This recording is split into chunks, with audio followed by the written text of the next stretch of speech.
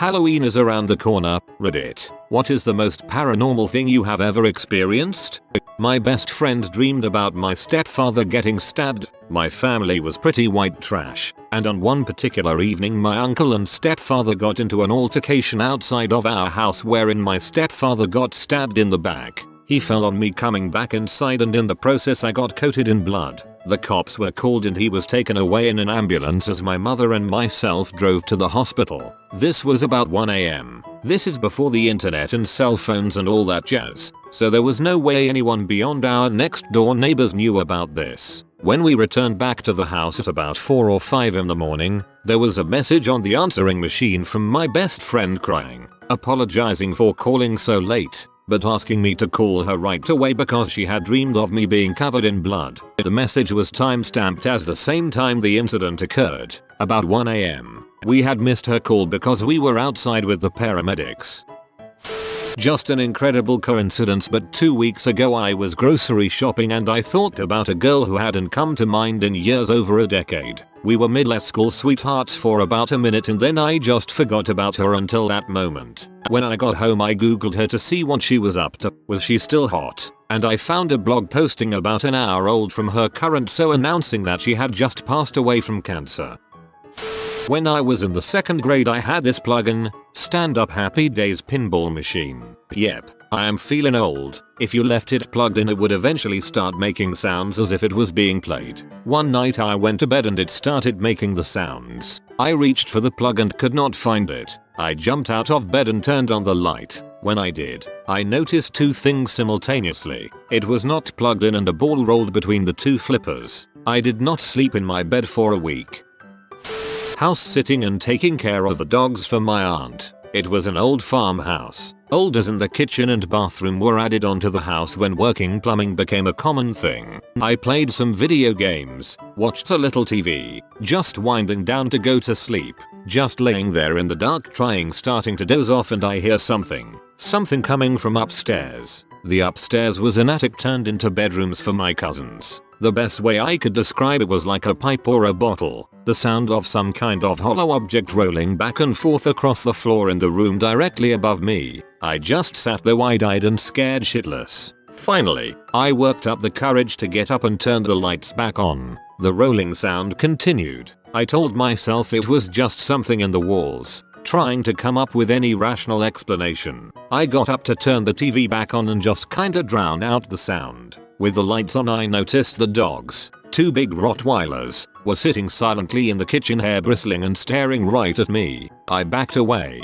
honestly afraid they were going to attack me for some reason. But I realized they weren't staring at me, they were looking past me at the door that goes upstairs. Well, crap. That did nothing to settle my nerves, but there was no way in heck I was going up to investigate. I cranked up the TV, eventually coaxed the dogs into the living room, and after a while I was tired again. I left the TV on, just turned it down, laid back down on the couch and got some shut-eye. I don't know how long I was asleep, just that when I woke up it was still pitch black outside. What woke me up was the door. My feet were hanging over the arm of the couch I was sleeping on and the door that led upstairs had come open and hit my feet. If you've ever lived in an old house you will know this kind of door. It's an old door, the kind that's been warped from too many winters and rubs the frame when you shut it. The kind you would have to put your shoulder into to close it all the way and would have to really pull to open it again. Yet there it was, wide open to a pitch black staircase, the hinges creaking as it bumped against my dangling feet. I was up and out in seconds, the dogs right behind me, put my shoes on in the car, put the dogs in their kennel, and was off to sweet civilization. I didn't care about using all the gas to drive out and feed the dogs every day. I wasn't spending another night in that house.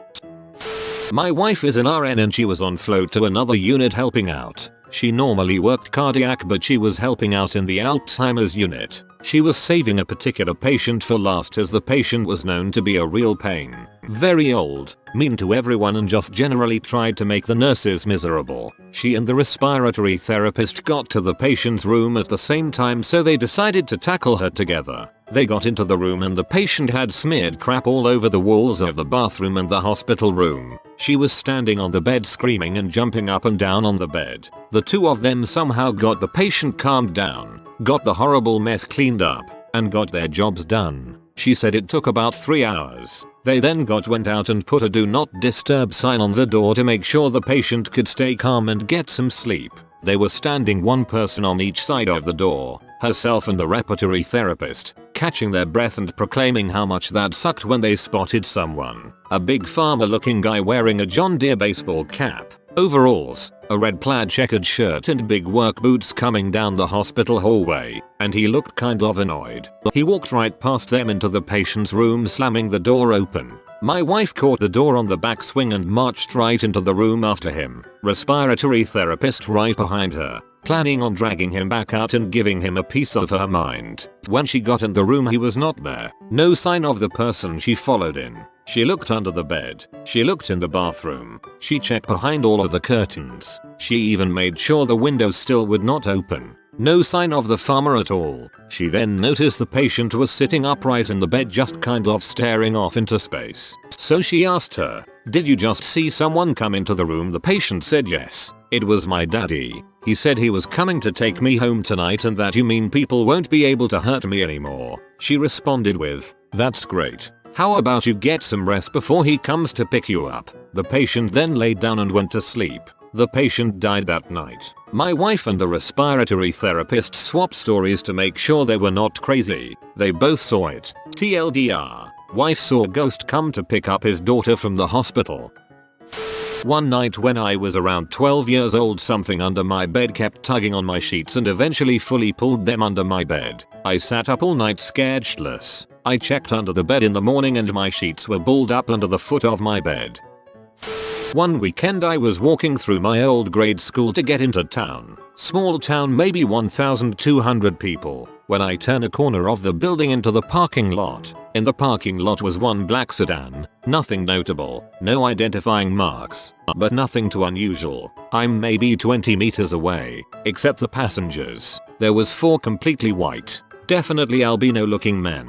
Bald, black eyes looking straight ahead. A moment after noticing them, they all turn and look at me in unison. Their heads snapped instantly and all 4 of them met my eyes. I jolted back around the corner, then slowly looked back around to make sure I wasn't seeing things. Nope, there was the car and the men still looking at me. Then I blinked and the car was empty. I leave the way I came. Take the long road into town, all the while feeling as if I was followed. I'll never forget that day, hallucination or not. It's burned into that part of my brain that helps you frequently remember all the scary crap that's ever happened to you. When I was around 13, we had a huge German Shepherd who was 7 at the time. This dog was a beast. He wasn't afraid of anything, ever. Constantly following me to school and waiting for me to come home at the foot of our driveway. All around a great dog. Again, let me re-emphasize, this dog wasn't afraid of anything. Anyway, we bought this house we were living in at the time for super cheap because the previous owner had hung himself in the downstairs coat closet and it wasn't selling fast enough. One day, I walked down the stairs to see my dog staring at the closet. Just staring. He was standing up, tail between his legs, not moving an inch, just staring at it. The door was open, which was weird, because people in my house are usually good about closing things up. I go over to Rodney, my dog, and try and see if there is something in the closet from where he is looking. Can't see anything, but the closet is super dark. I try and snap Rodney out of it, but he won't budge. He just keeps staring and staring. I had never seen my dog like this. The most horrifying part, Rodney's head is moving slightly from left to right, like he is following the movement of something hanging in the closet. When I was in about the 6th grade, a friend and I went to another girl's house, which was in the country, a few days before Halloween. We wanted spooky things to happen, so we did the typical preteen girl creepy slumber party activities, like playing with the Ouija board and doing Bloody Mary. The next evening, the girl who lived there told us she heard of a crazy lady who lived nearby and threw plates at people. We decided to take their golf cart and try to find her and videotape her throwing plates at us. We didn't. We got lost in woods instead. All of a sudden, I saw something, or someone, floating in the distance. My friend turned on the video camera and we got out of the golf cart to creep closer. We were scared, but curious at this point. It's a person. I remember whispering, when we were close, "He's dead." "No, it's just a Halloween decoration," my friend insisted. It wasn't a Halloween decoration. It was a dead body hanging from a tree. At first we thought he was murdered,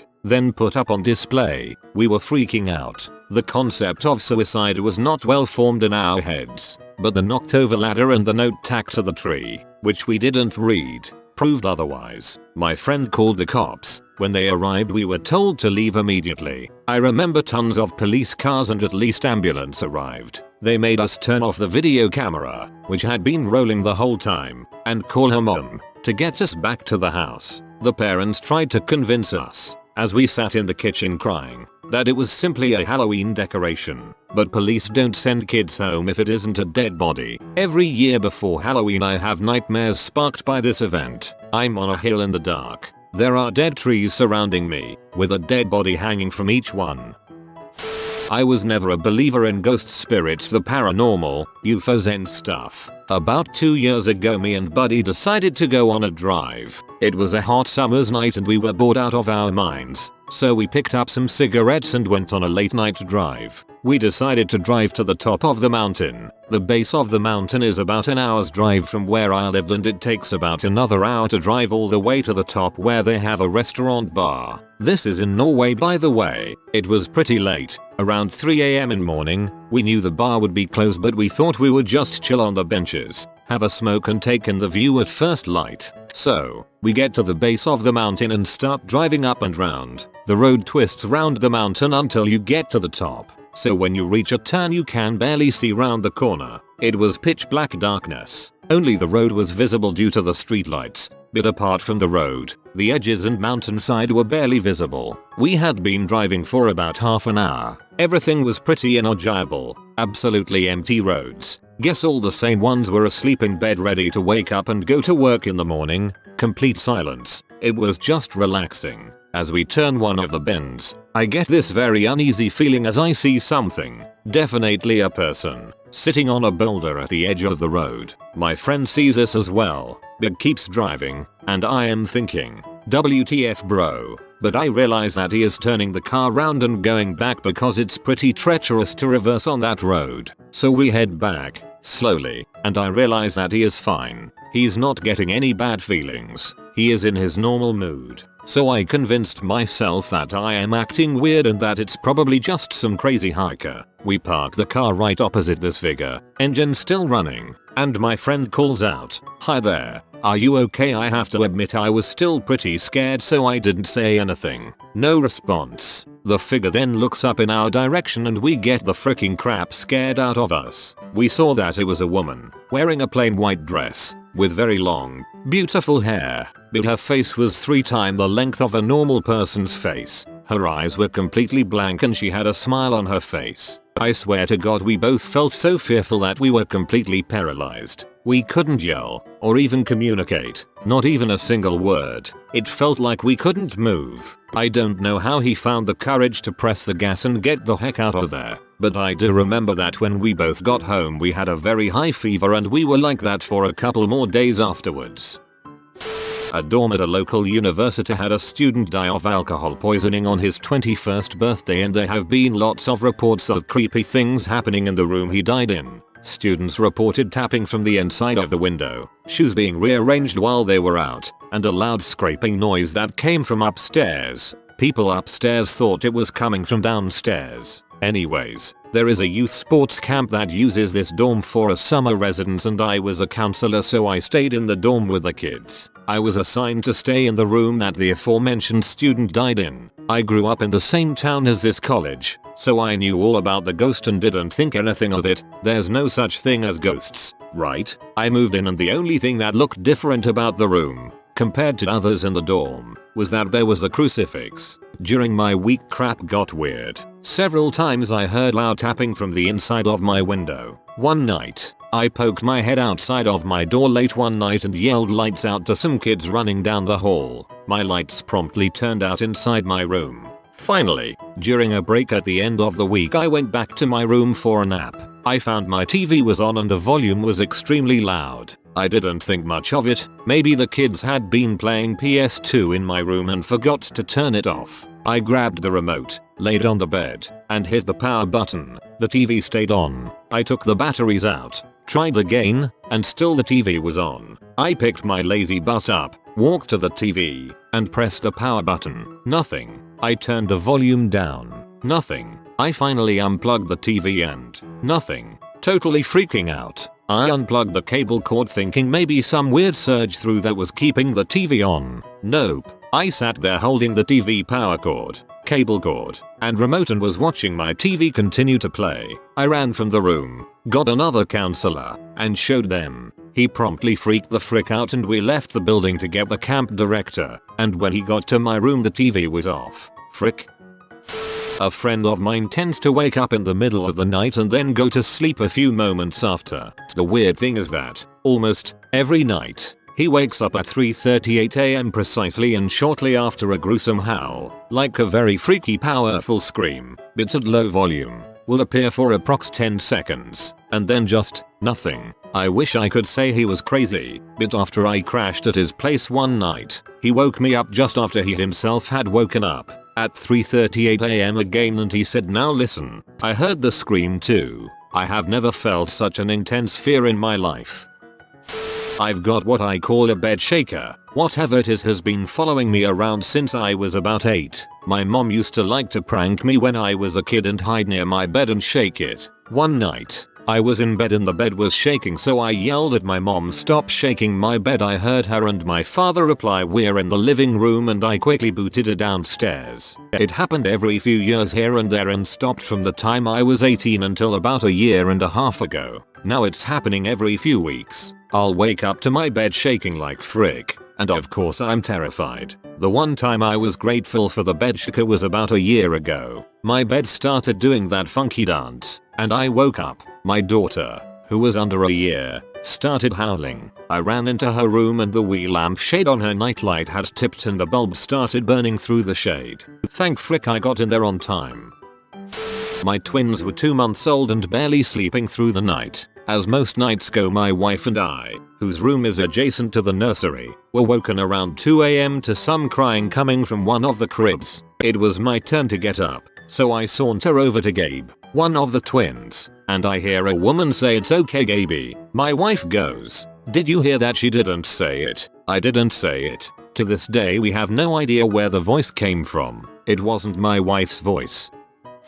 These spooky boys are out to get you. Like this video in 12 seconds or they will spook you. If you are new to the channel, you can subscribe. I publish new videos every day. Until then, check another video, or don't. Either way, have a great day you magnificent people.